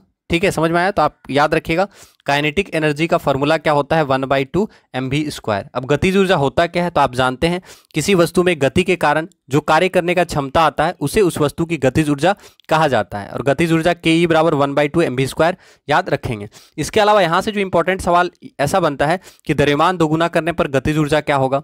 ठीक है, तो आप यहीं से देख सकते हैं कि अगर m को दोगुना किया जाए तो गतिज ऊर्जा क्या होगा, m अगर दोगुना होगा तो गतिज ऊर्जा क्या होगा, गतिज ऊर्जा भी दोगुना हो जाएगा। समझ में आया, क्योंकि m के जगह अगर हम 2m कर देंगे तो गतिज ऊर्जा भी तो दोगुना हो जाएगा। तो याद रखना है अगर द्रव्यमान दोगुना किया जाए तो गतिज ऊर्जा दोगुना हो जाएगा। लेकिन द्रव्यमान आधी किया जाए तो गतिज ऊर्जा आधा हो जाएगा। समझ में आया? यानी m जो है डायरेक्टली प्रोपोर्शनल है। आप फॉर्मूला में ही देखिए के ई बराबर क्या लिखा है, देखिए यहीं पे देखिए, आपको कुछ याद नहीं करना है, बस आपको ऐसे समझना है के ई बराबर M B square 1/2 M B square होता है। तो m क्या है, डायरेक्टली प्रोपोर्शनल है ना, तो डायरेक्टली प्रोपोर्शनल है यानी द्रव्यमान बढ़ेगा तो गतिज ऊर्जा बढ़ेगा, द्रव्यमान घटेगा तो गतिज ऊर्जा घटेगा। समझ में आया? अगर द्रव्यमान दोगुना होगा तो गतिज ऊर्जा दोगुना होगा, द्रव्यमान आधा होगा तो गतिज ऊर्जा आधा होगा। क्यों? क्योंकि ये क्या है, डायरेक्टली प्रोपोर्शनल है और ना स्क्वायर है ना कुछ है। समझ में आया? लेकिन आप भी का केस देखिए, इस भी यानी वेलोसिटी का केस देखिए, तो वेलोसिटी में क्या है, स्क्वायर है, यानी ये क्या करेगा, फर्क पड़ेगा। वेलोसिटी को अगर हम चेंज करेंगे तो फर्क पड़ेगा बहुत ज़्यादा। कैसे? क्योंकि आप जानते हैं किसी वस्तु का वेग दोगुना कर दिया जाए तो गतिज ऊर्जा क्या होगा। अगर अभी भी को हम भी लिखे हैं और भी को 2 भी लिखने लगे, यानी वेग को दोगुना कर दिया जाए, अब इसका स्क्वायर करेंगे, देखिए यहाँ स्क्वायर है तो ये क्या होगा, 4 भी स्क्वायर हो जाएगा कि नहीं हो जाएगा। तो इसको आपको समझना, याद नहीं रखना है, ठीक है। यानी किसी वस्तु का वेग को अगर हम दोगुना करेंगे, वेग को देखिए दोगुना किया तो गतिज ऊर्जा क्या हो जाएगा, 4 गुना हो जाएगा। समझ में आया? तो आप याद रखिएगा, अगर किसी वस्तु के वेग को दोगुना किया जाए तो वस्तु का गतिज ऊर्जा 4 गुना हो जाएगा, और अगर वेग को आधा किया जाए तो गतिज ऊर्जा क्या होगा, 1/4 हो जाएगा, क्योंकि स्क्वायर है। ठीक है, समझ में आया? तो वेग को देखिए एक बार हम आधा कर लेते हैं, तो 1/2 भी लिख देंगे, मान लीजिए वेग को 1/2 भी लिख दिए। अब इसका स्क्वायर करेंगे तो क्या होगा, 1/4 भी स्क्वायर होगा। यानी अगर वेग को आधा किया जाए तो गतिज ऊर्जा क्या होगा, 1/4 टाइम्स हो जाएगा, 1/4 गुना हो जाएगा। तो बस आपको फॉर्मूला याद रखना है, के ई बराबर 1/2 एम भी स्क्वायर। उसके बाद आपको कॉन्सेप्ट क्लियर रखना है। आप आराम से बना सकते हैं कि द्रव्यमान दोगुना करेंगे तो गतिज ऊर्जा दोगुना होगा, द्रव्यमान आधा करेंगे तो गतिज ऊर्जा आधा होगा, वस्तु का वेग को दोगुना करेंगे तो गतिज ऊर्जा 4 गुना होगा, वस्तु का वेग को आधा करेंगे तो गतिज ऊर्जा 1/4 टाइम्स हो जाएगा। ठीक है, याद रखिएगा। और यहाँ पे देखिए mgh लिखा है, तो mgh किसका फॉर्मूला होता है, पोटेंशियल एनर्जी का होता है, स्थितिज ऊर्जा का, है ना। तो याद रखिएगा, किसी वस्तु में उसकी अवस्था या पोजीशन के कारण कार्य करने का जो क्षमता होता है उसको स्थितिज ऊर्जा कहते हैं। स्थितिज ऊर्जा P बराबर mgh होता है, आप याद रखिएगा। आप जानते हैं बांध बनाकर इकट्ठा किए गए पानी में स्थितिज ऊर्जा है, घड़ी की चाबी में संचित ऊर्जा स्थितिज ऊर्जा है। ठीक है, तनी हुई स्प्रिंग में जो ऊर्जा है वो भी स्थितिज ऊर्जा है, याद रखिएगा। तो क्लास को एक बार फटाफट लाइक और शेयर कर दीजिएगा ताकि और भी बच्चे क्लास में आ सकें और क्लास का लाभ उठा सके। तो प्लीज़ क्लास को आप लोग सपोर्ट किक करेंगे। ठीक है, तो याद रखिए ऑप्शन नंबर सी आंसर होगा, 1/2 एम भी स्क्वायर आपको याद रखना है। अगला सवाल, which of the following scientist suggested that the symbols of the element are made up of 1 और 2 letters of the name of the element. ठीक है, निम्नलिखित में से कौन ऐसे वैज्ञानिक हैं जिन्होंने सुझाया कि तत्वों का जो नाम है ना, उन्होंने बताया कि तत्वों का जो नाम है तत्वों का जो नाम है उस एलिमेंट के 1 या 2 लेटर से बनाया गया है। ठीक है, तो ये आपको बताना है कौन से ऐसे वैज्ञानिक हैं जिन्होंने बताया कि तत्वों के प्रतीक तत्व के नाम के 1 या 2 अक्षरों से बने हैं। तत्व का जो प्रतीक है, बहुत आसान है ये भी सवाल, आंसर कीजिएगा। तो आप जानते हैं रासायनिक संकेत क्या होता है, सबसे पहले संकेत क्या होता है, प्रतीक क्या होता है। तो आप जानते हैं किसी तत्व के लंबे नाम को शॉर्ट में व्यक्त करने के लिए जो प्रयुक्त अक्षर होता है या जो अक्षर का समूह होता है उसी को रासायनिक संकेत कहा जाता है। और तत्वों के संकेत किन्होंने दिया, तो के बर्जीलियस ने दिया। तो आप याद रखिएगा कि तत्वों के प्रतीक तत्व के नाम के 1 या 2 अक्षरों का बना होता है, ऐसा किसने कहा, तो बर्जीलियस ने कहा। ठीक है, क्योंकि उतना बड़ा बड़ा नाम तो आप याद नहीं रख सकते हैं कोई भी व्यक्ति, तो इसलिए सिंबल का इजाद किया गया ताकि सिंबल से क्या होगा, आसानी से हम याद कर सकते हैं शॉर्ट में। ठीक है, तो आधुनिक रसायन शास्त्र में तत्वों के संकेत प्रसिद्ध स्वीडिश वैज्ञानिक बर्जीलियस द्वारा विकसित किया गया था, आप याद रखिएगा। ठीक है, और आप जानते हैं ये सब सवाल, जैसे हाइड्रोजन को H से लिखा जाता है, नाइट्रोजन को N से लिखा जाता है, फ्लोरीन को F से लिखा जाता है, कार्बन को C से लिखा जाता है, ठीक है, फास्फोरस को P से लिखा जाता है। तो ये तो कॉमन हो गया, बहुत आसान है, आप जानते हैं सब। लेकिन आपसे क्या होता है, कभी कभी लैटिन नाम पूछा जाता है। ठीक है, तो लैटिन नाम आपको बताते हैं अभी। और कुछ तत्व ऐसा भी है जब मैचिंग करता है, जैसे यदि 2 या 2 से अधिक तत्वों के नाम एक ही अक्षर से शुरू होते हैं तो ऐसी स्थिति में क्या होगा, दोनों का नाम तो एक नहीं रख सकते हैं। तो ऐसी स्थिति में क्या होता है, प्रत्येक तत्व के नाम का पहला अक्षर तथा उसके नाम का कोई अन्य प्रधान अक्षर उस तत्व के संकेत के लिए प्रयुक्त किए जाते हैं। जैसे देखिए बेरिलियम और बेरिलियम को कैसे लिखा जाता है, बेरिलियम और बोरॉन। तो अगर लिखेंगे बी से तो गलत हो जाएगा, दोनों भी हो जाएगा, है ना। तो बेरिलियम को BA से लिखा जाता है और बोरोन को B से लिखा जाता है। समझ में आ रहा है? तो ये चीज़ आपको याद रखना होगा कि यदि 2 या 2 से अधिक तत्वों का नाम एक ही अक्षर से शुरू होता है तो ऐसी स्थिति में प्रत्येक तत्व के नाम का पहला अक्षर तथा उसके नाम का कोई अन्य प्रधान अक्षर उस तत्व के संकेत के लिए प्रयुक्त किया जाता है। जैसे कैल्शियम का Ca होता है और क्लोरीन का Cl होता है, ठीक है, ब्रोमीन का Br होता है, बिस्मिथ का Bi होता है। समझ में आया? तो ये पता ही होगा आपको। अब देखिए यहाँ से आपको याद क्या रखना है, जो इंपॉर्टेंट है लैटिन नाम ज़्यादा इंपॉर्टेंट है मेरे ख्याल से, क्योंकि बाकी आप समझते हैं आसान बहुत ज़्यादा है। सोडियम का लैटिन नाम आपसे पूछेगा तो बताइए सोडियम का लैटिन नाम। सोडियम का सिंबल क्या होता है? Na होता है। तो सोडियम का सिंबल Na कहाँ से आया? सोडियम का सिंबल तो ऐसे होना चाहिए था, जैसे अभी हम लोग पढ़े हैं उस हिसाब से तो सोडियम का सिंबल SO होना चाहिए या तो S होना चाहिए था, लेकिन S तो सोडियम का सिंबल होता नहीं है। तो सोडियम का लैटिन नाम क्या है आपको याद रखना है? नेट्रियम। सोडियम का लैटिन नाम क्या है? तो नेट्रियम। तो याद रखिएगा सोडियम का लैटिन नाम क्या है? नेट्रियम, ये लैटिन नाम है। तो आपसे एग्जाम में पूछता है कि सोडियम का लैटिन नाम क्या है, तो नेट्रियम सोडियम का लैटिन नाम है। अब यहीं से क्या आया? सिंबल आया सोडियम का Na। समझ में आया? तो आपसे एग्जाम में ऐसे भी पूछता है कि इन चारों ऑप्शन में से कौन सा ऐसा ऑप्शन है जो जिसका नामकरण उसके लैटिन नाम से हुआ है। समझ में आया? तो आप याद रखिएगा सोडियम। सोडियम का लैटिन नाम क्या है? नेट्रियम, और नेट्रियम से ही क्या आया? Na, मतलब सोडियम का सिंबल Na आया। समझ में आया? तो याद रखिएगा। इसके अलावा आपसे पूछ सकता है तांबा। तांबा को क्या कहा जाता है? कॉपर। तो अब कॉपर का क्या होना चाहिए था? सिंबल CO होना चाहिए था, लेकिन ये गलत हो जाएगा क्योंकि कोबाल्ट आप जानते हैं कोबाल्ट को भी लिखा जाता है CO से, इसलिए कॉपर का सिंबल क्या होता है? Cu होता है कॉपर का।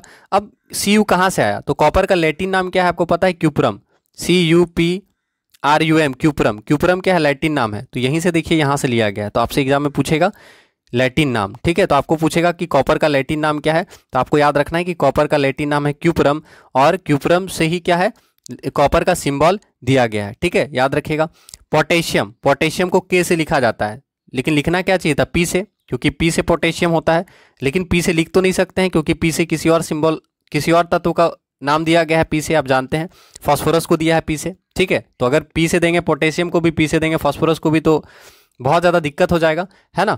तो इसलिए क्या किया गया? पोटेशियम को P से तो दे नहीं सकते हैं क्योंकि P सिंबल तो फास्फोरस को दिया जा चुका है, तो अब इसका लैटिन नाम जो होगा, लैटिन नाम उससे दिया गया। तो लैटिन नाम इसका क्या होता है पता है? कैलियम। तो याद रखना है पोटेशियम का लैटिन नाम क्या है? कैलियम, ठीक है। अब इसको सिंबल क्या मिल गया? K मिल गया, कैलियम से K मिल गया। समझ में आया? तो ये लैटिन नाम है, तो इसलिए लैटिन नाम बहुत पूछता है एग्जाम में, तो आप याद रखिएगा कि पोटेशियम का लैटिन नाम क्या है? कैलियम लैटिन नाम है। आया समझ में? चांदी का लैटिन नाम पूछेगा तो चांदी को कहा जाता है सिल्वर। क्या कहा जाता है? सिल्वर। और सिल्वर का सिंबल क्या होता है? Ag होता है। तो सिल्वर का सिंबल Ag होता है, क्योंकि SI से तो हम लोग सिलिकॉन लिखते हैं, SI से क्या लिखते हैं? सिलिकॉन लिखते हैं। अगर SI से सिल्वर को भी लिखेंगे तो अनर्थ हो जाएगा, ठीक है। इसलिए क्या किया गया? अब सिल्वर का भी तो नाम रखना होगा, तो क्या किया गया? इसके लैटिन नाम से सिल्वर का नामांकन कर दिया गया। तो सिल्वर का लैटिन नाम क्या है? Argentum, argentum. तो याद रखना है कि सिल्वर का लैटिन नाम क्या है? आर्जेंटम। समझ में आया? तो इस तरह का सवाल आपसे पूछेगा, जिसका भी नामांकन लैटिन नाम से हुआ है वो आपसे एग्जाम में जरूर पूछेगा। तो आपको याद रखना है कि लैटिन नाम क्या है सिल्वर का, चांदी का लैटिन नाम है अर्जेंटम। समझ में आया? तो चांदी का लैटिन नाम अर्जेंटम और सिंबल Ag आप याद रखिएगा। लोहा को आयरन बोला जाता है, ठीक है। और आप जानते हैं कि लोहा का सिंबल क्या होता है? Fe। तो लोहा का लैटिन नाम क्या होता है? फेरम होता है, आप याद रखिएगा। सोना का सिंबल क्या होता है? गोल्ड का सिंबल क्या होता है बताइएगा? गोल्ड का सिंबल क्या होता है? तो गोल्ड का सिंबल होता है Au, चांदी का Ag और सोना का Au, ठीक है। चांदी को Ag बोला जाता है, मतलब चांदी का सिंबल Ag, सोना का सिंबल Au, दोनों याद रखिएगा, एग्जाम में कंफ्यूजन होता है यहाँ पे। अब इसका लैटिन नाम क्या है सोना का? तो सोना का लैटिन नाम होता है ओरम। तो याद रखना है सोना का लैटिन नाम क्या है? ओरम जो है ये लैटिन नाम है सोना का, और यहीं से इसको सिंबल मिला है। समझ में आ गया? तो क्लास को एक बार फटाफट लाइक और शेयर कर दीजिएगा। आपसे आग्रह करते हैं कि आप लोग प्लीज़ क्लास को सपोर्ट किया करें, ठीक है। तो याद रखिएगा सोना यानी गोल्ड का लैटिन नाम क्या है? तो ऑरम, और इसका सिंबल क्या है सोना का? तो आप याद रखिएगा Au, गोल्ड का सिंबल है, ठीक है। अगला सवाल, निम्न में से कौन सा पौधा जंगली गोभी से उत्पन्न नहीं होता है? आपको बताना है कौन सा पौधा है जो जंगली गोभी से उत्पन्न नहीं होता है। तो सही आंसर क्या होगा? तो आपको याद रखना है ऑप्शन नंबर डी, यहाँ पे होगा मूली। तो याद रखना है मूली जो है जंगली गोभी से उत्पन्न नहीं होता है, ठीक है, रेडिश। बाकी गोभी का ये प्रकार है, ब्रोकली, ठीक है, कोहलरबी और गोभी, ये तीनों क्या है? गोभी का एक प्रकार है। तो आपसे पूछा है कौन सा पौधा जंगली गोभी से उत्पन्न नहीं होता है, तो आप ऑप्शन से ही आंसर कर सकते थे कि रेडिश मूली जो है जंगली गोभी से उत्पन्न नहीं होता है। बाकी तीनों जो है गोभी का एक प्रकार है, आप याद रखिएगा, ठीक है। अगला सवाल, यहाँ पे आपको डिफरेंट व्यक्ति को चुनना है, ठीक है। तो आप जानते हैं, आराम से आंसर कर सकते हैं, सचिन तेंदुलकर जी, कपिल देव जी, रवि शास्त्री, ये तीनों कौन है, क्रिकेटर हैं। और पुलेला गोपीचंद हम लोग पढ़ चुके हैं कि बैडमिंटन के महान खिलाड़ी रह चुके हैं और बैडमिंटन के ये अभी शिक्षक हैं, तो ये बैडमिंटन से जुड़े हैं पुलेला गोपीचंद। तो आंसर क्या होगा आपका, ऑप्शन नंबर ए, ठीक है। तो सही आंसर क्या होगा, पुलेला गोपीचंद बैडमिंटन के खिलाड़ी हैं, आप याद रखिएगा, बाकी तीनों को आप जानते हैं, ठीक है। अगला सवाल, भारत में दूसरा सबसे बड़ा कच्चा तेल उत्पादन का राज्य कौन सा है, यानी कच्चे तेल के उत्पादन में दूसरे नंबर पे कौन सा राज्य है, अभी ये आपको बताना है। दूसरा सबसे बड़ा कच्चा तेल उत्पादक राज्य कौन सा है, आपको बताना है। तो आंसर कीजिएगा। तो सही आंसर क्या होगा, आपको याद रखना है, राजस्थान। राजस्थान वर्तमान में दूसरा सबसे बड़ा कच्चा तेल उत्पादक राज्य है। तो आपका आंसर क्या होगा, आप याद रखिएगा, राजस्थान दूसरा, वर्तमान में राजस्थान दूसरा सबसे बड़ा कच्चा तेल उत्पादक राज्य है, ठीक है। समझ में आया, तो आप याद रखिएगा, इंपॉर्टेंट सवाल है, राजस्थान आपको याद रखना है कि राजस्थान दूसरा सबसे बड़ा कच्चा तेल उत्पादक राज्य है। अब आप जानते हैं कि राजस्थान की राजधानी जयपुर है और क्षेत्रफल की दृष्टि से राजस्थान देश का सबसे बड़ा राज्य है और राजस्थान का सीमा पाकिस्तान के साथ लगता है। आपको याद रखना है कि राजस्थान का सीमा जो है पाकिस्तान के साथ लगता है। इसके अलावा राजस्थान में खेतड़ी है, खेतड़ी आप जानते हैं, बहुत ज़्यादा फेमस सवाल है खेतड़ी के बारे में। तो आपको याद रखना है कि राजस्थान में क्या है, खेतड़ी है। और खेतड़ी जो है किसके लिए फेमस है, तो आपको याद रखना है खेतड़ी में कॉपर कॉम्प्लेक्स है, ठीक है। खेतड़ी में क्या है, कॉपर कॉम्प्लेक्स है, याद रखिएगा। इसके अलावा यहाँ पे बहुत सारा कारखाना है, जैसे देवरी उदयपुर में है, जहाँ पे जस्ता गलाने का कारखाना है, ठीक है। समझ में आया, ठीक है। और पुष्कर मेला कहाँ लगता है, तो पुष्कर मेला यहीं पे लगता है, राजस्थान में पुष्कर मेला लगता है, आप जानते हैं। तो पुष्कर कहाँ पे, अजमेर में है। तो याद रखना है, अजमेर में पुष्कर मेला लगता है, पशु मेला लगता है पुष्कर में, ठीक है। इसके अलावा आप जानते हैं कि ब्रह्मा भगवान का एकमात्र मंदिर कहाँ पे है, राजस्थान में ही है। इसके अलावा माउंट आबू राजस्थान में, आप जानते हैं कि राजस्थान के माउंट आबू में दिलवाड़ा का जैन मंदिर है। तो पूछेगा दिलवाड़ा का जैन मंदिर कहाँ पे है, तो माउंट आबू राजस्थान में दिलवाड़ा का जैन मंदिर है, ठीक है। तो पढ़ ही चुके हैं आप ये सब। इसके अलावा यहाँ पे अजमेर शरीफ और गलियाकोट का वार्षिक उर्स भी लगता है यहाँ पे, ठीक है। इसके अलावा खाटू श्याम जी का मेला भी लगता है सीकर में। तो ये सब आप याद रखिएगा, ठीक है। समझ में आया। इसके अलावा यहाँ पे कुछ नेशनल पार्क भी है राजस्थान में। तो राजस्थान में कौन कौन सा नेशनल पार्क है आपसे पूछेगा। तो आप जानते हैं कि सरिस्का नेशनल पार्क कहाँ पे है, राजस्थान में कौन कौन सा नेशनल पार्क है, तो आप जानते हैं, आपसे पूछ सकता है सरिस्का बाघ अभ्यारण्य। सरिस्का क्या है, बाघ अभ्यारण्य है, ठीक है, सरिस्का बाघ अभ्यारण्य। तो आपको याद रखना है सरिस्का नेशनल पार्क कहाँ पे है, राजस्थान में है। इसके अलावा आपसे पूछ सकता है केवलादेव नेशनल पार्क, ठीक है, जगह कम है, शॉर्ट में लिख रहे हैं, केवलादेव नेशनल पार्क कहाँ पे है, तो आप याद रखिएगा केवलादेव भी राजस्थान में है। तो केवलादेव नेशनल पार्क राजस्थान, सरिस्का बाघ अभ्यारण्य राजस्थान, याद रखिएगा, ठीक है। रणथंभौर राष्ट्रीय उद्यान कहाँ पे है, ठीक है, रणथंभौर राष्ट्रीय उद्यान, ठीक है। तो आंसर करेंगे रणथंभौर नेशनल पार्क कहाँ पे है, तो याद रखिएगा, ये तीनों पूछता है, ठीक है। तो सरिस्का, केवलादेव और रणथंभौर आपको याद रखना है कहाँ पे है, राजस्थान में है, ठीक है। इसके अलावा माउंट आबू राजस्थान में है, चित्तौड़गढ़ राजस्थान में है, याद रखिएगा, ठीक है। तो समझ में आया कि देश का दूसरा सबसे बड़ा कच्चा तेल उत्पादक राज्य कौन सा है, आपको याद रखना है, वर्तमान में राजस्थान है, ठीक है। अब देखिए यहाँ से आपका जो सवाल, इंपॉर्टेंट सवाल बनता है, ठीक है, कच्चा तेल उत्पादन में आप जानते हैं कि भारत का पहला कच्चा तेल उत्पादक क्षेत्र कौन सा है, आपको पता है, डिगबोई, आप पढ़े भी होंगे, तो आपको याद रखना है डिगबोई, ठीक है। डिगबोई जो है भारत का सबसे पुराना तेल क्षेत्र है, आपको याद रखना है। इसके अलावा आप जानते हैं मुंबई हाई जो है, यहाँ पे भी तेल का बहुत ज़्यादा उत्पादन होता है, आपको याद रखना है। इसके अलावा आसाम में कुछ क्षेत्र है, जैसे डिगबोई आसाम में है, सुरमा घाटी भी आसाम में है, ठीक है। तो आपसे पूछ सकता है कौन कौन सा क्षेत्र है, तो आसाम में आपको याद रखना है डिगबोई, और आसाम में याद रखना है डिगबोई है और सुरमा घाटी है। आसाम का क्या है, डिगबोई है एक, और सुरमा घाटी, ये दोनों याद रखिएगा कि आपसे पूछेगा सुरमा घाटी और डिगबोई कहाँ है, तो आपको याद रखना है सुरमा घाटी और डिगबोई आसाम का तेल उत्पादक क्षेत्र है, याद रखिएगा, ठीक है।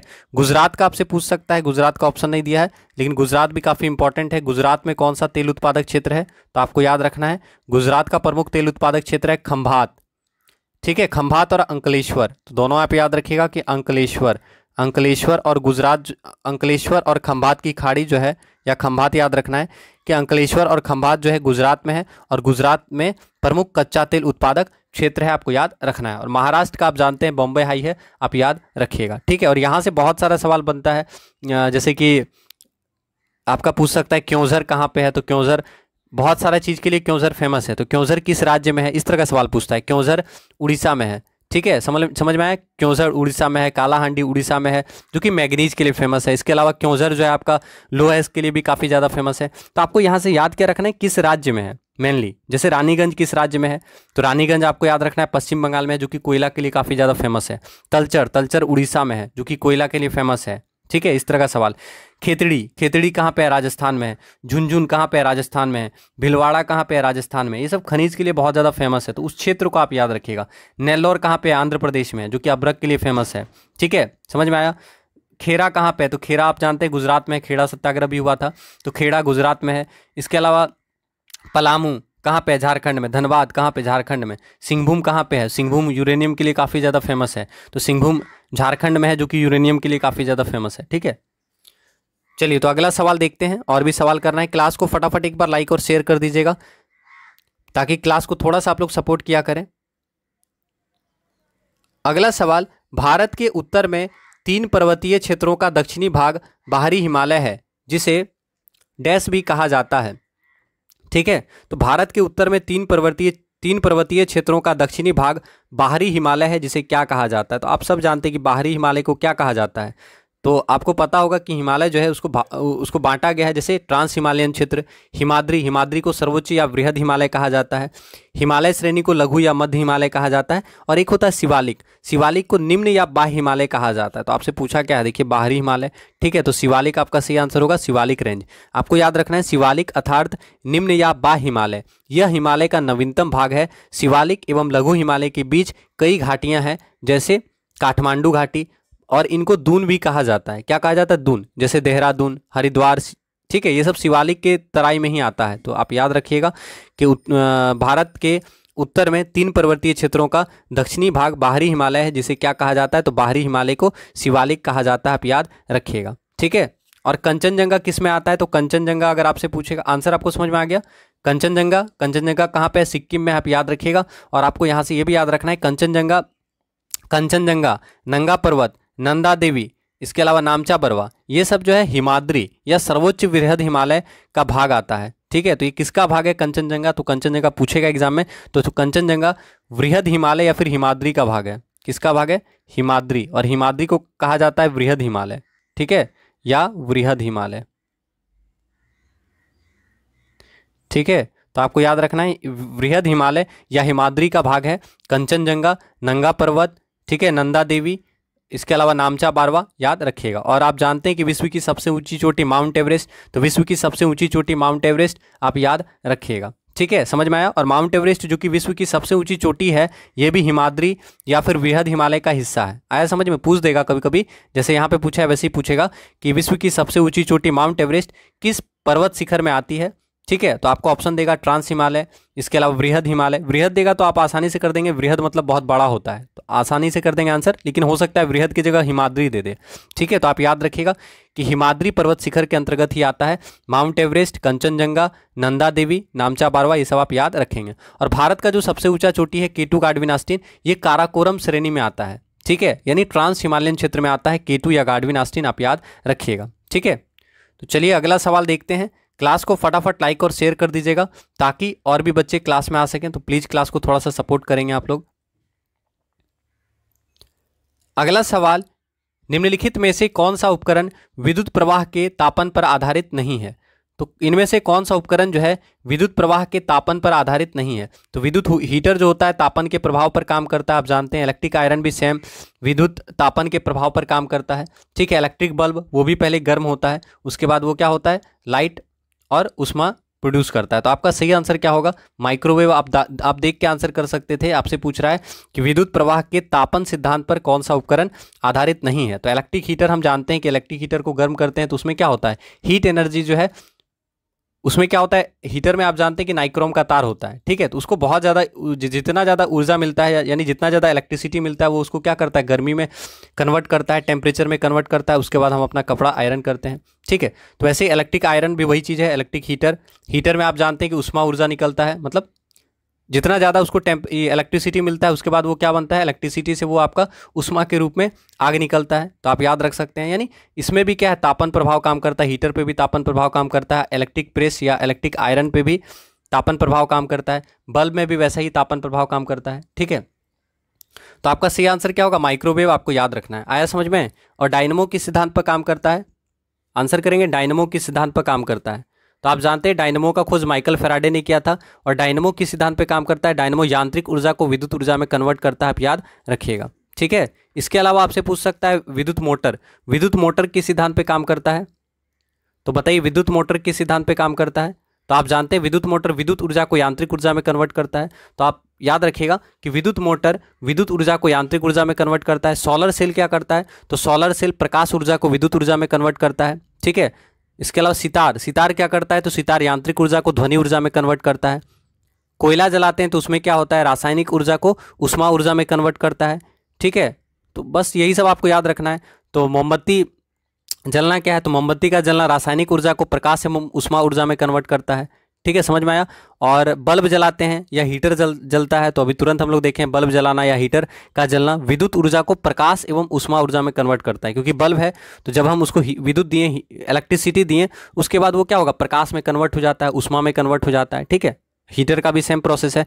तो आप याद रखिएगा विद्युत प्रवाह के तापन पर आधारित कौन कौन सा युक्ति है, इलेक्ट्रिक हीटर, इलेक्ट्रिक आयरन और इलेक्ट्रिक बल्ब। तो सही आंसर आपका क्या होगा, ऑप्शन नंबर सी आप याद रखिएगा। समझ में आया? कोई डाउट होगा तो कमेंट कीजिएगा। ठीक है, चलिए अगला सवाल देखते हैं। निम्नलिखित में से कौन सा राज्य केसर का सबसे बड़ा उत्पादक है, तो आंसर कीजिएगा सबसे बड़ा केसर का उत्पादक राज्य कौन सा है। केसर का सबसे बड़ा उत्पादक राज्य कौन सा है, तो आप जानते हैं कि जम्मू कश्मीर याद रखना है। केसर का सबसे बड़ा उत्पादक राज्य कौन सा है, तो आपको याद रखना है कि जम्मू कश्मीर केसर का सबसे बड़ा उत्पादक राज्य है। आया समझ में? तो आप याद रखिएगा जम्मू कश्मीर केसर का सबसे बड़ा उत्पादक राज्य है। ठीक है, अब देखिए जम्मू कश्मीर से भी आपका कुछ सवाल पूछा जा सकता है। तो आप याद रखिएगा जम्मू कश्मीर से क्या क्या सवाल आपका पूछ सकता है एग्जाम में। ठीक है, तो अभी आप जानते हैं कि जम्मू कश्मीर एक जो है केंद्र शासित प्रदेश है, अभी याद रखिएगा। अब आपसे यहाँ का क्या पूछता है, मेनली राजधानी कभी कभी पूछता है जहां पे दिक्कत होता है। ठीक है, केसर का सबसे बड़ा उत्पादक राज्य जम्मू कश्मीर। अब देखिए यहां से आपका पूछेगा क्या, एक होता है गर्मी का राजधानी, ग्रीष्मकालीन राजधानी। ठीक है, ग्रीष्मकालीन राजधानी क्या है जम्मू कश्मीर का, बताइए। तो जम्मू कश्मीर का ग्रीष्मकालीन राजधानी क्या है, आपको याद रखना है श्रीनगर जो है जम्मू कश्मीर का ग्रीष्मकालीन राजधानी है। ठीक है, तो श्रीनगर जम्मू कश्मीर की ग्रीष्मकालीन राजधानी आप याद रखिएगा। लेकिन शीतकालीन राजधानी फिर चेंज हो जाएगा, इसको लिख लीजिएगा। और इस जम्मू कश्मीर का शीतकालीन राजधानी क्या है, तो जम्मू। ठीक है, शीतकालीन राजधानी। तो अगर आपसे पूछेगा जम्मू कश्मीर का शीतकालीन राजधानी, तो नाम में ही छिपा हुआ है, तो जम्मू। तो जम्मू कश्मीर की शीतकालीन राजधानी जम्मू है और जम्मू कश्मीर की ग्रीष्मकालीन राजधानी क्या है, तो याद रखना है श्रीनगर है। हम लोग जनरली क्या जानते हैं, जम्मू कश्मीर की राजधानी श्रीनगर। ठीक है, तो अब आप याद क्या रखिएगा कि शीतकालीन राजधानी जो है उसका नाम में ही छुपा हुआ है। ठीक है, तो बस आराम से याद रहेगा कि जम्मू कश्मीर का शीतकालीन राजधानी क्या है, जम्मू है, आप याद रखिएगा। इसके अलावा आपसे क्या पूछ सकता है, आप जानते हैं कि 26 अक्टूबर 1947 को राजा हरि सिंह ने भारतीय संघ में इसको मिला दिया गया था। यानी बोलेगा कि जम्मू कश्मीर भारत से कब मिला। ठीक है, तो 26 अक्टूबर 1947 को राजा हरि सिंह थे जम्मू कश्मीर में।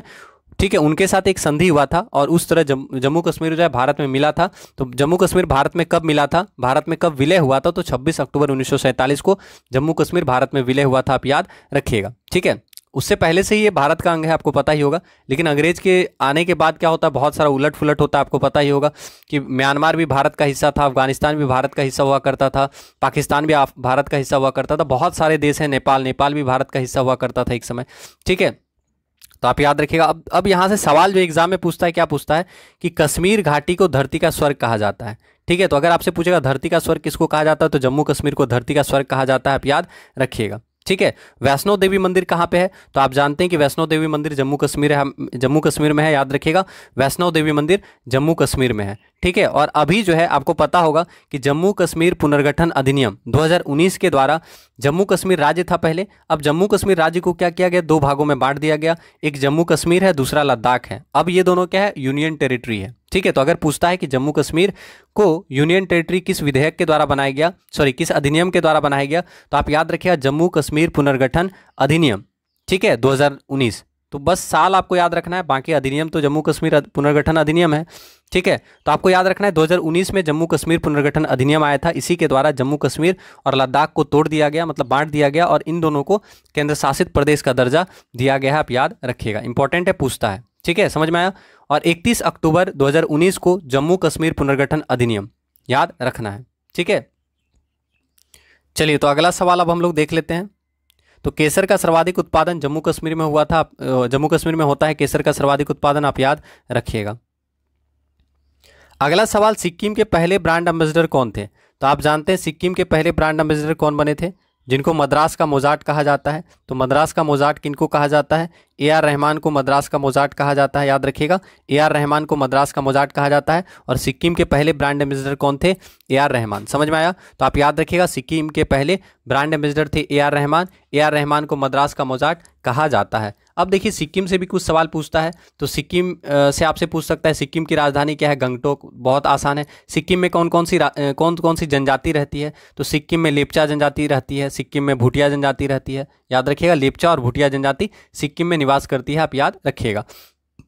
इसके अलावा आपसे पूछेगा सिक्किम जो है भारत का राज्य कब बना, मतलब सिक्किम जो है भारत में कब शामिल हुआ, आपको पता है? तो सिक्किम 1975 में शामिल हुआ, आपको याद रखना है। सिक्किम जो है 1975 में भारतीय संघ का हिस्सा हुआ, 1975 में भारत का हिस्सा बना, क्योंकि उससे पहले सिक्किम एक अलग देश के टाइप से था सिक्किम, ठीक है। तो याद रखना है सिक्किम जो है 1975 में भारत का अंग बना। तो ये बहुत अच्छा सवाल है, बहुत नहीं भी जानते होंगे बहुत सारे बच्चे, तो आपको याद रखना है सिक्किम 1975 में भारत का अंग बना, ठीक है, समझ में आया। तो सिक्किम 1975 में भारत का अंग बना, आपको याद रखना है। सिक्किम एक छोटा पर्वतीय देश है और इसके उत्तर में तिब्बत का पठार है, ठीक है, भूटान देश से इसके साथ बाउंड्री लगता है। तो आप याद रखिएगा तिब्बत, इसके उत्तर में तिब्बत है। और याद रखना है सिक्किम का बाउंड्री किसके साथ लगता है, तो ये इंपॉर्टेंट है, सिक्किम जो है भूटान के साथ बाउंड्री शेयर करता है, सिक्किम नेपाल के साथ बाउंड्री शेयर करता है, याद रखिएगा, ठीक है। और सिक्किम में क्या है, विश्व का तीसरा सबसे ऊंची चोटी कंचनजंगा। तो हम लोग पढ़े ही हैं कि कंचनजंगा जो है विश्व की तीसरी सबसे ऊंची चोटी है। विश्व की सबसे ऊंची चोटी है माउंट एवरेस्ट एक नंबर पे, दूसरे नंबर पे है K2 या गाडविन आस्टीन, याद रखिएगा। विश्व का दूसरा सबसे ऊंचा चोटी है K2 गाडविन आस्टीन, जो कि भारत की भी सबसे ऊंची चोटी है, लेकिन वो पाक ऑक्यूपाइड कश्मीर में है, वो विवादित एरिया में है, पाक ऑक्यूपाइड कश्मीर में है, ठीक है। तो K2 गाडविन आस्टीन भारत की सबसे ऊंची चोटी है, जो कि पाक ऑक्यूपाइड कश्मीर में है, विवादित एरिया में है। और बिना विवाद का भारत की सबसे ऊंची चोटी कौन सी है? कंचनजंगा है। कंचनजंगा सिक्किम में है और कंचनजंगा विश्व की तीसरी सबसे ऊंची चोटी है। आया समझ में?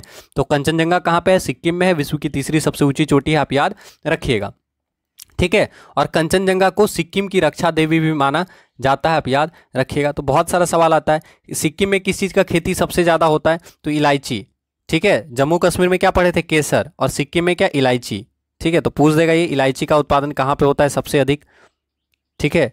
ये चेंज भी हो सकता है, चेंज भी होते रहता है, आप जानते हैं, लेकिन फिलहाल आपको यही याद रखना है, इलायची, ठीक है। तो इलायची का उत्पादन कहाँ पे होता है? आपको याद रखना है कि सिक्किम जो है इलायची के उत्पादन के लिए काफ़ी ज़्यादा फेमस है, ठीक है। तो इलायची का उत्पादक राज्य कौन है? सिक्किम है, आपको याद रखना है। और भारत में पहला जैविक खेती करने वाला राज्य कौन सा है? तो सिक्किम है। तो सिक्किम को भारत के पूर्ण जैविक राज्य होने का दर्जा मिला था, आप याद रखिएगा, ठीक है। तो क्लास को फटाफट एक बार लाइक और शेयर कर दीजिएगा, ताकि और भी बच्चे क्लास में आ सकें और क्लास को सपोर्ट कर सकें। अगला सवाल, WBC के बारे में कौन सा स्टेटमेंट गलत है, ठीक है। तो आंसर करना है कि इनमें से कौन सा स्टेटमेंट WBC के बारे में गलत दिया गया है, ठीक है। WBC यानी व्हाइट ब्लड कॉर्पसल्स। तो आप जानते हैं कि व्हाइट ब्लड कॉर्पसल्स जो होता है यानी श्वेत रक्त कण जो होता है, ठीक है, इसके बारे में कौन सा स्टेटमेंट गलत है? तो आप देखिए, आप देख के आंसर कर सकते हैं। देखिए आकार दिखा है 18 से 254 मीटर, 18 से 254 मीटर साइज, तो यही गलत है, यानी आपका आंसर यही होगा सही। आप देख के आंसर कर सकते थे। तो WBC के बारे में कौन सा कथन सही नहीं है? तो ऑप्शन नंबर सी। अब WBC के बारे में हम लोग पढ़ते हैं कि WBC के बारे में क्या क्या आपसे पूछ सकता है।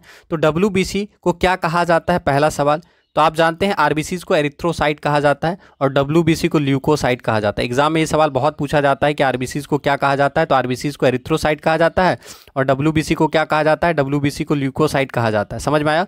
डब्ल्यूबीसी को क्या कहा जाता है, तो आपको याद रखना है डब्ल्यूबीसी को ल्यूकोसाइट कहा जाता है। ठीक है, तो डब्ल्यूबीसी को ल्यूकोसाइट कहा जाता है, आरबीसी को एरिथ्रोसाइट कहा जाता है, आप याद रखेंगे।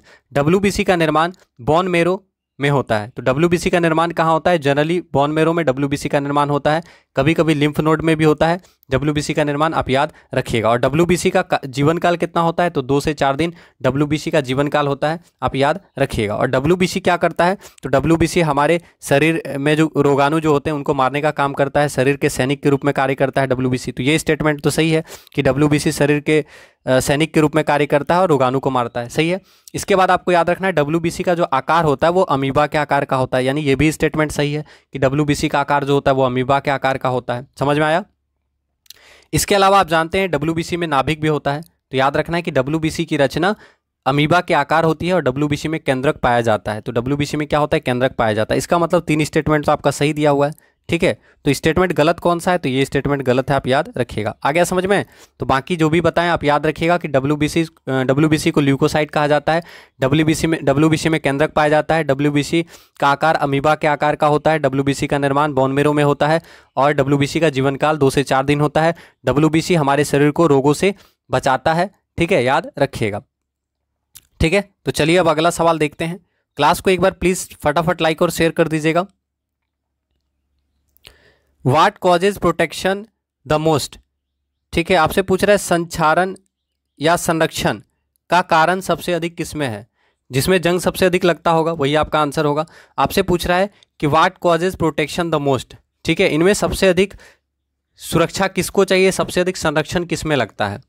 ठीक है, इनमें सबसे अधिक संरक्षण किसमें लगता है, मतलब जंग किसमें लगता है? तो जिसमें जंग सबसे अधिक लगेगा उसी का सबसे अधिक हम लोग क्या करेंगे, उसको बचाएंगे सबसे अधिक, तो लोहा आपका आंसर होगा। आप याद रखिएगा कि संरक्षण का कारण सबसे अधिक किसमें होता है? लोहा में होता है, आप याद रखिएगा। अब लोहा में जंग लगता है, तो लोहा में जंग लगने का प्रक्रिया क्या कहलाता है, तो किस प्रकार का प्रक्रिया है? तो आप याद रखिएगा लोहे में जंग लगना एक प्रकार का रासायनिक परिवर्तन है। रासायनिक परिवर्तन आप जानते हैं, जैसे कि कागज को जलाना, कागज को जलाते हैं उसके बाद राख बन जाता है और राख से फिर कागज नहीं बनता है, तो इस प्रकार की प्रक्रिया को क्या कहा जाता है? रासायनिक परिवर्तन। तो उसी प्रकार अगर लोहा में एक बार जंग लग गया उसके बाद फिर से वो पहले जैसा लोहा नहीं बन सकता है, इसलिए लोहा में जंग लगना क्या है?